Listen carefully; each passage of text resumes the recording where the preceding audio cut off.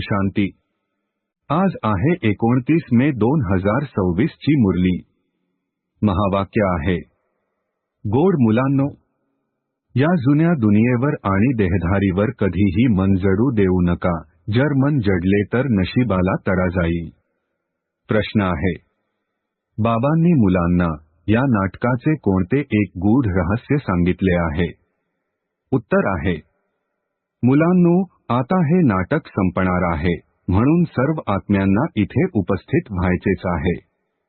सर्व धर्मांचे आत्मे आता इथे उपस्थित होतील, कारण सर्वांचे पिता इथे उपस्थित झाले आहे।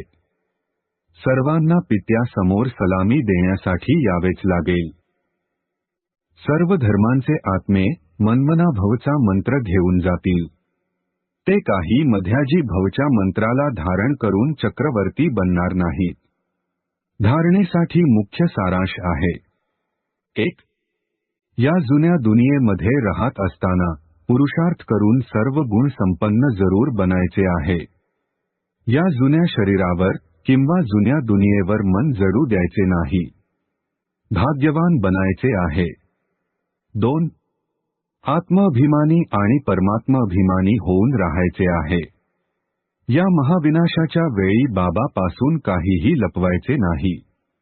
अविनाशी सर्जनकडून मत म्हणजेच सल्ला घेत राहायचे आहे। आजचे वरदान आहे, संग दोषापासून दूर राहून नेहमी बाबांच्या समीपतेचे भाग्य प्राप्त करणारे सन्मानपूर्वक उत्तीर्ण भव। स्पष्टीकरण आहे, जर बाबांपाशी राहायला आवडत असेल तर कधीही कोणत्या संगदोषापासून दूर राहायचे आहे। कितीतरी प्रकारचे आकर्षण परीक्षेच्या रूपामध्ये येईल, परंतु आकर्षित व्हायचे नाही। संगदोष अनेक प्रकारचे असतात, व्यर्थ संकल्प किंवा मायेच्या आकर्षणाच्या संकल्पांचा संग, नातेवाईकांचा संग, वाणीचा संग, अन्न दोषाचा संग, कर्माचा संग।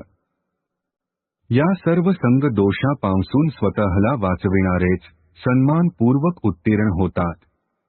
स्लोगन आहे, तुम्ही फरिश्ता बना, म्हणजे मग कोणत्याही परिस्थितीमध्ये बाबा स्वतः तुमची छत्रछाया बनतील।